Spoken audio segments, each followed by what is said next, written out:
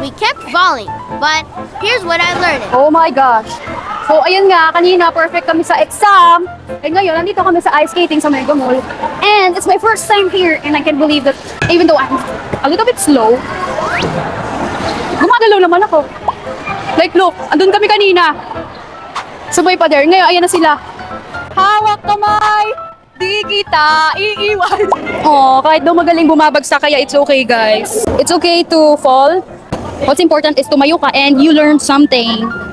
I enjoyed it, guys. So what I learned is learn to stand up and never give up. Kaya niyo na yun? It's okay. Kapag nadapa ka, kailangan mo tumayo dahil it's part of life. Pag di ka tumayo, paano ka na, di ba? Magiging ganito ka na. Wala, ako nakataas na ito, nandito ka pa din.